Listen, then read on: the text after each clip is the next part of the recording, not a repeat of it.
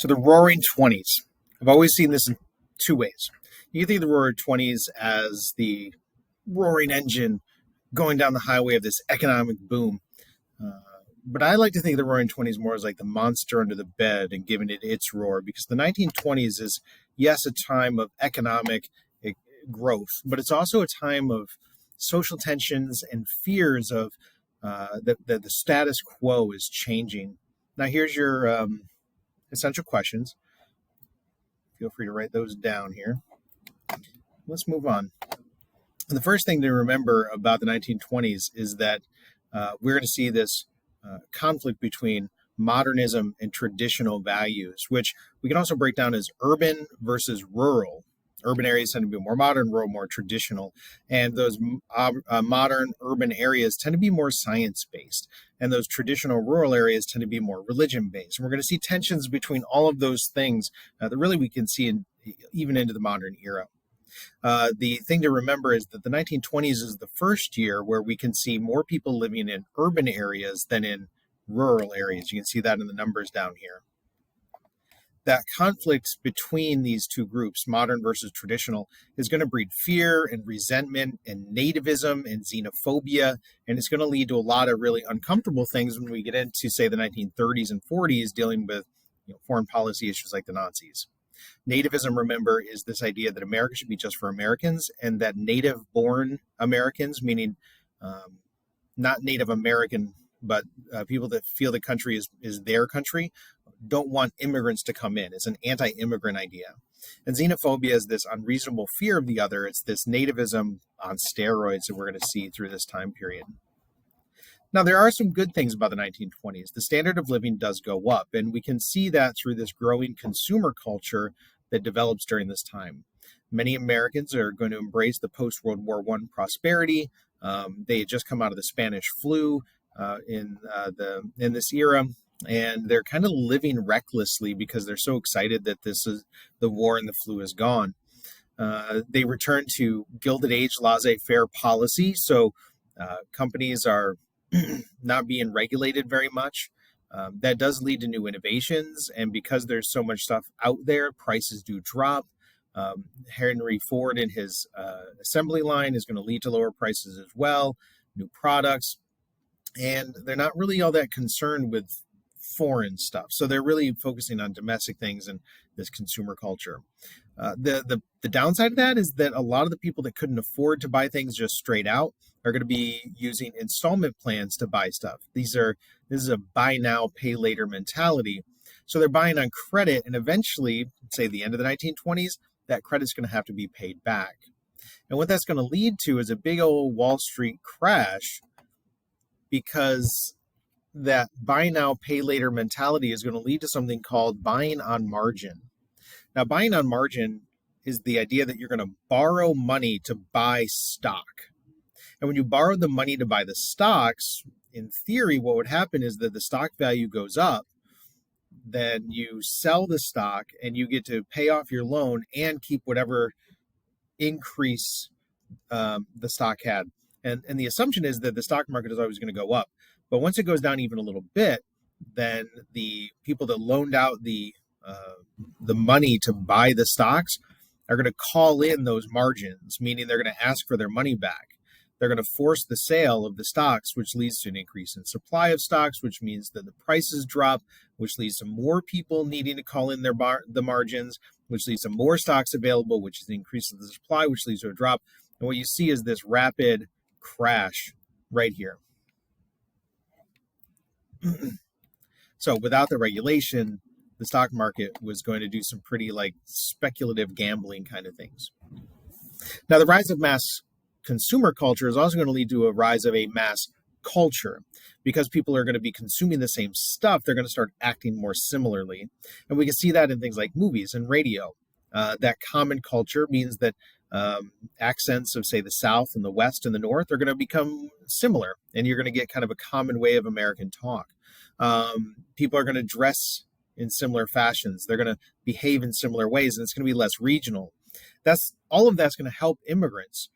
The ironic part is most of these movies are pretty racist and pretty nativist. Look at this picture here. This is Al Jolson a white guy dressed in blackface in a movie, which is a pretty racist thing. It's based on minstrel shows that were pretty popular in the South during the Jim Crow era.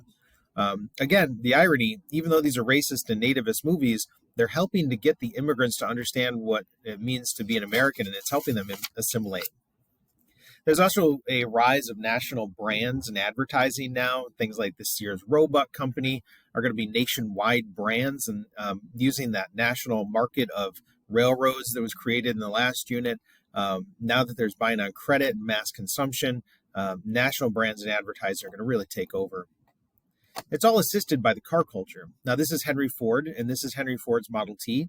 And Henry Ford is mass producing cars. Cars have been around for a long time. The idea of the internal combustion engine is the basis of, say, railroads. But cars hadn't been, because cars were expensive to make. Henry Ford figured out that you can increase the supply. This graph is backwards, right? If you start with your supply here, you increase the supply of cars, it's going to drop the price. He can make more money by selling more cars at a lower price through this mass production technique called the assembly line.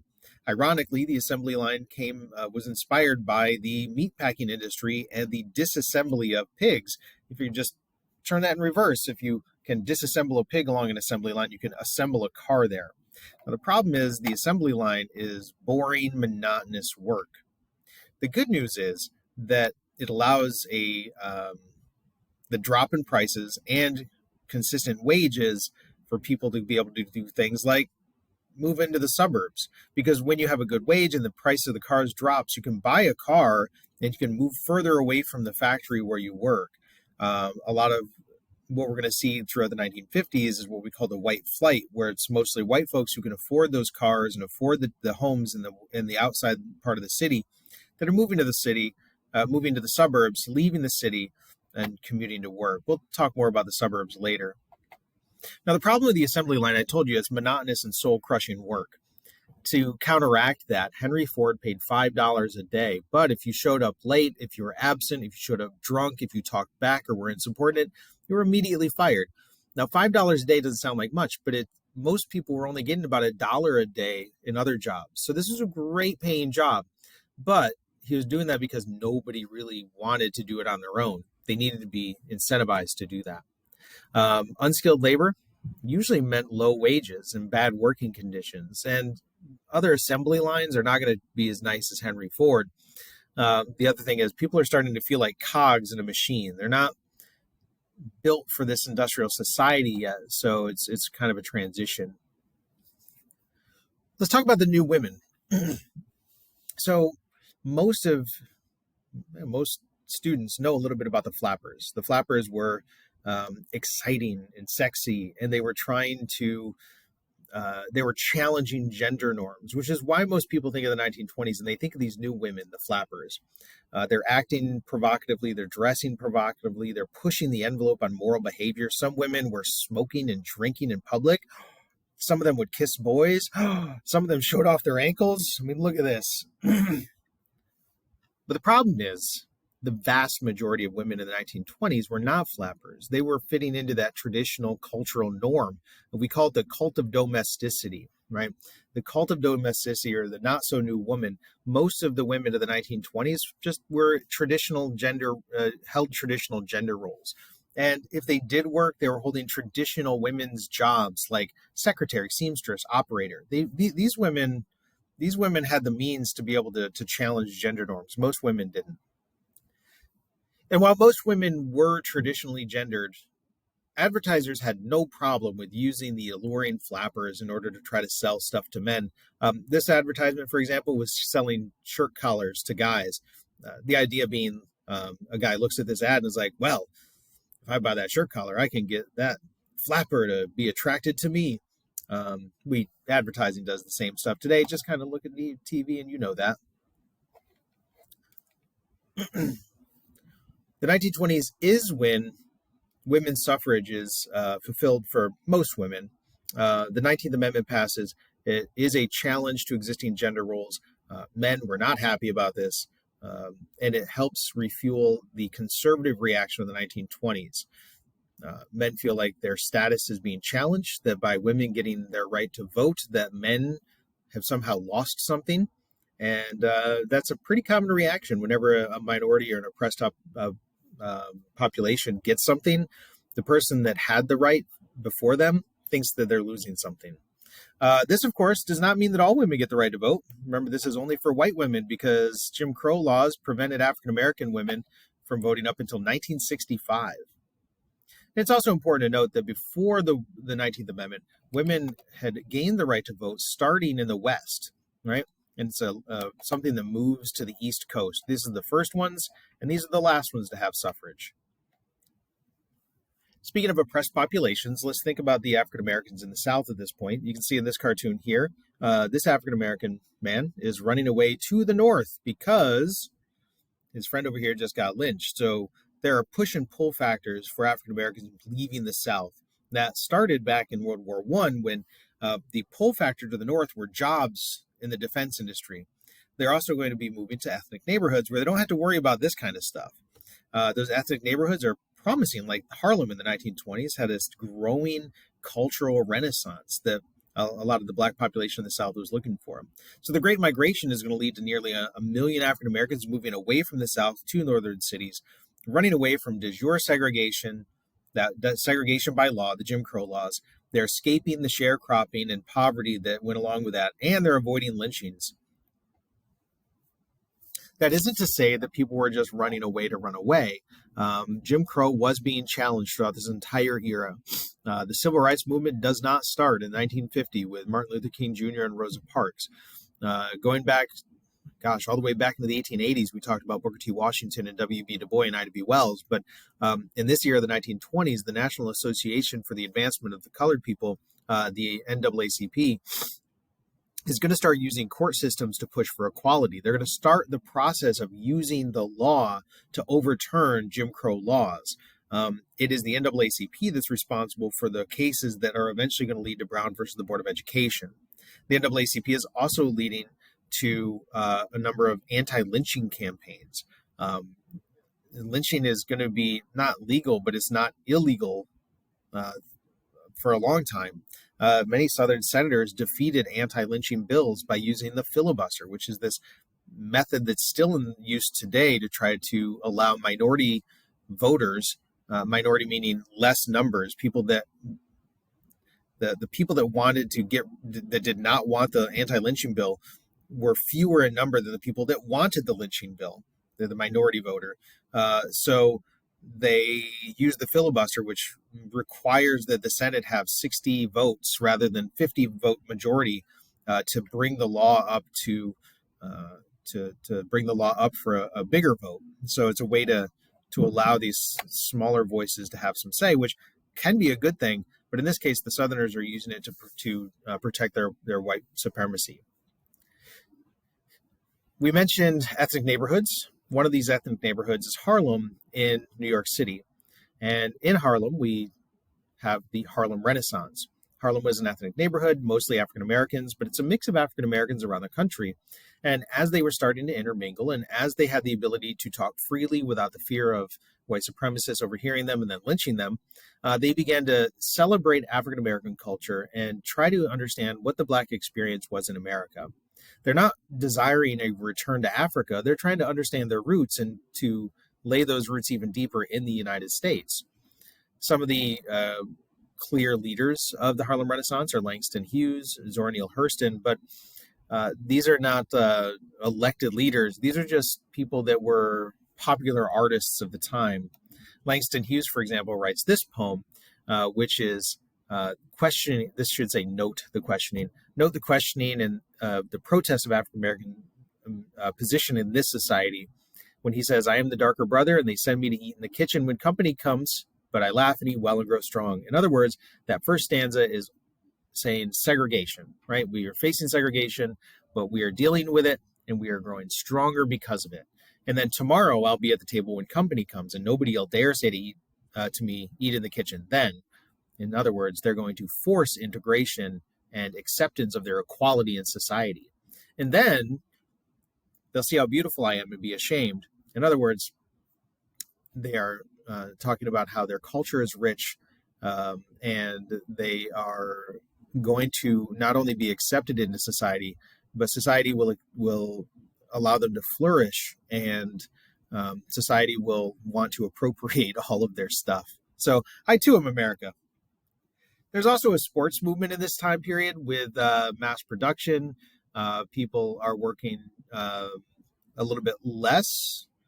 Unions help with this, so there's a little bit more free time. There are child labor laws that are passed that prevent kids from working, so kids have more free time. But they have to be watched. They're gonna be sent to school. More leisure time for people that are working different types of jobs and have more free time. It's going to lead to a rise in pro sports. This guy up here, this is Babe Ruth hitting a home run. And these guys over here, I believe this is Jack Dempsey. I forget who he's fighting. But boxing was popular. Baseball is popular. Leisure time also leads to more vacation industries. Hello, Myrtle Beach.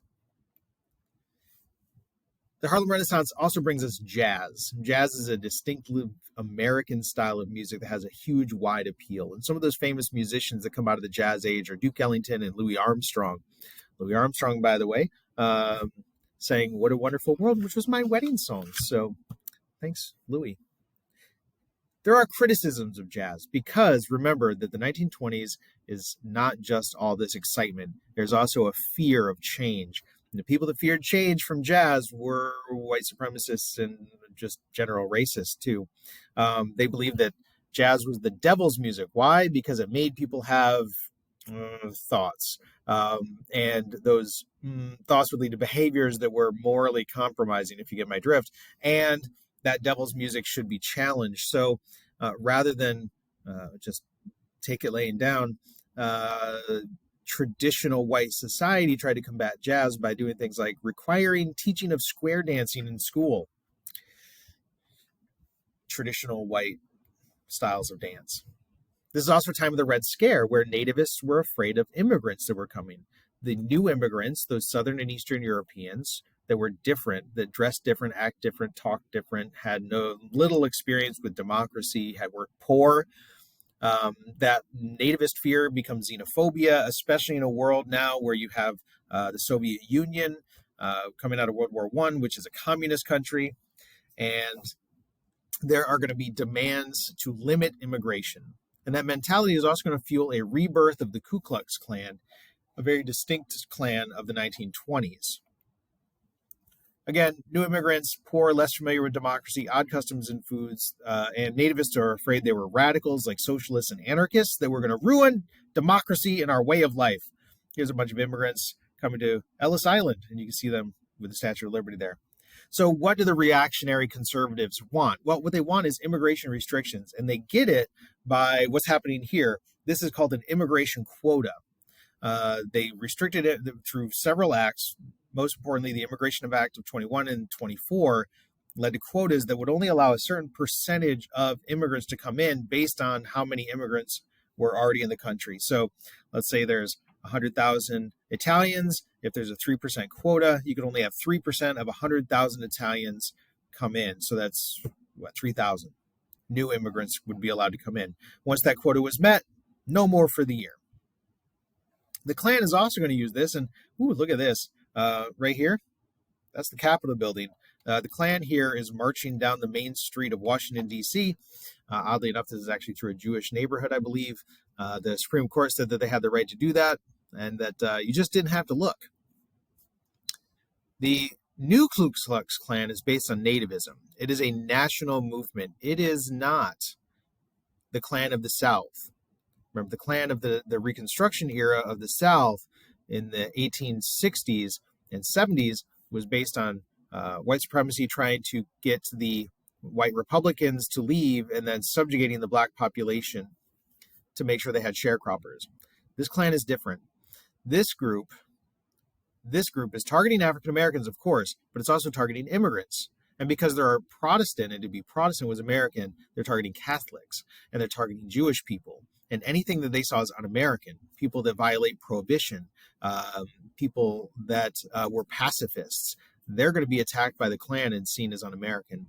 At its peak, about 4 million people joined the Klan officially in the 1930s. Eventually, the Klan is going to fall apart mostly because the leaders were violating their own beliefs in things like prohibition and no drinking and no gambling, and they were out there doing that. But the Klan is, again, representative of that fear of the 1920s and not just the great economic boom. There's also a rise in fundamentalism. Now, fundamentalism is a way of reading the Bible where you literally interpret the Bible. So where it says Jonah is swallowed by a whale, it literally means to somebody that's a fundamentalist that Jonah was swallowed by a whale and lived in the belly for 3 days. Now, the problem, not necessarily the problem, but the conflict that occurs between fundamentalism and this newly emerging scientific, urban, modern society is that the Bible doesn't always match what's talked about in science. This hasn't always been the case. You can read the Bible as analogies, as moral messages and stories. There's other ways to read the Bible, but the fundamentalist rural folks of Tennessee passed a law banning the teaching of evolution in schools, a law that's going to stay on the books until the mid-1960s, by the way. And they banned teaching of evolution in school because they said it doesn't go with the Bible's teaching of a creation of the earth that took 6 days.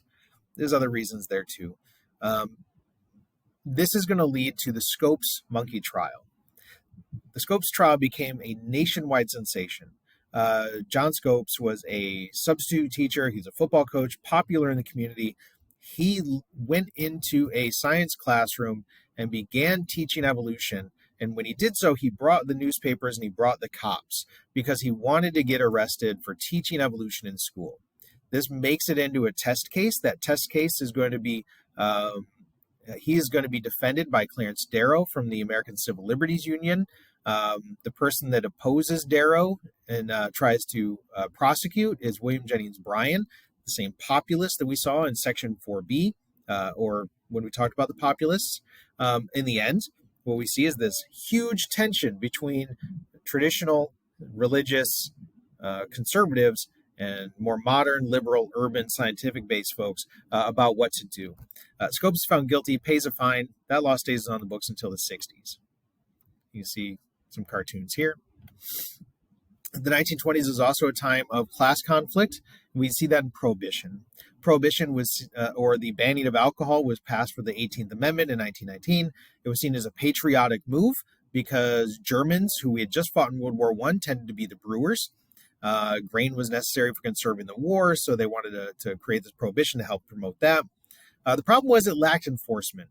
You see, if you break the society into three classes, the upper class, the wealthy, they got all the booze that they wanted.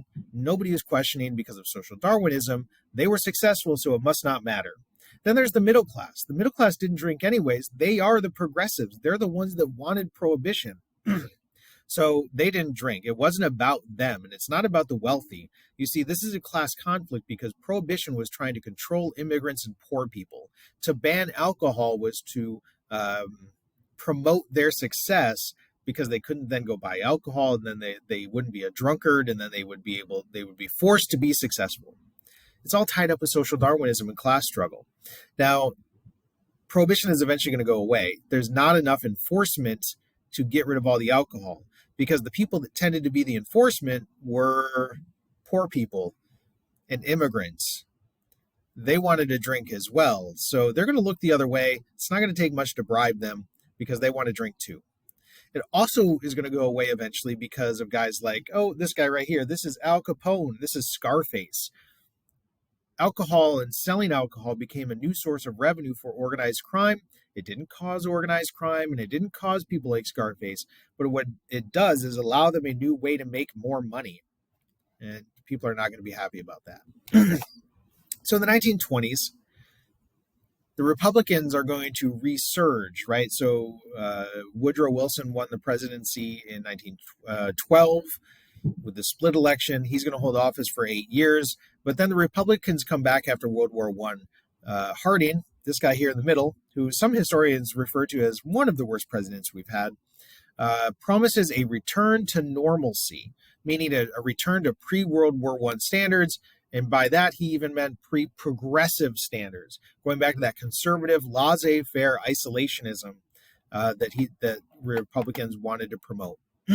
He said the business of his successor, Calvin Coolidge, says the business of the country is business. The economy does boom because of these Republican policies, but it's kind of like a sugar rush. The national debt goes down, unemployment goes down, the economy booms, but there's signs of weakness. Debt is going up in consumers' names. There's a tariff which tries to isolate America away from the global economy at a time when global sales were becoming more important. Remember, the assembly line in mass production requires a lot of stuff that needs to be sold, and we saw that with American imperialism. You got to sell in other countries. There is a reduction of regulation on business as well, so they're going to do some kind of questionable things. Okay, let's move on from there, because the important thing here is the wartime debt. In foreign affairs, Germany owed reparations to the Allies, France and England, but the Allies knew that they weren't going to get any money from Germany because Germany didn't have any way to make that money. The United States also knew that Germany didn't have the money. So if the United States wanted to get their money from the Allies, they had to make sure that Germany could pay the Allies. So the Dawes Plan, D-A-W-E-S, the Dawes Plan, you can see that right here below, was to get American banks, right here, where is it? There it is. American banks to loan money to restructure the German reparations payments. They basically stretched out the payments. So the United States banks were giving Germany money. Germany would then give the money to the Allies. The Allies would then turn around and give that money to the American businesses that they owed the money to. And this works great until the stock market crash, when the U.S. banks don't have any more money to give to Germany. Here's Calvin Coolidge, silent Cal right there. We're not going to talk about him. He was pro-capitalism, business of America is business, lowered regulations even more, returns the United States a laissez-faire economics, and tried to keep the government from regulating anything. Then we get the 1920s farmers' struggles. Because of laissez-faire capitalism and the government not regulating much, we go to that pre-World War I struggle again. During World War I, demand was high because Europeans couldn't produce any crops. And because demand was so high, farmers were taking out loans to buy more land and more machinery so they could produce more stuff. They increased the supply because Europe, the demand was so high, they were making lots of money. But when World War I ends and the demand quickly drops, they suddenly had too much supply, which meant the prices plummeted. Foreclosures and bankruptcies run through the farming community in the 1920s. 1 out of 4 farms will close in the 1920s because of foreclosure or bankruptcy. Hoover gets elected in 1928 when Calvin Coolidge decided not to run, and he's facing all of this mess. The economy has been sugar boosted through these laissez-faire policies and buying on margin and consumer debt. And Hoover was seen as a whiz kid that was promoting rugged individualism, that if you're poor, it's your own fault and you need to fix it yourself. The government should not interfere, either good or bad, in people's lives. And everyone assumed the economy would keep growing until it didn't anymore. And Hoover is going to be the one that's left on the hook for that.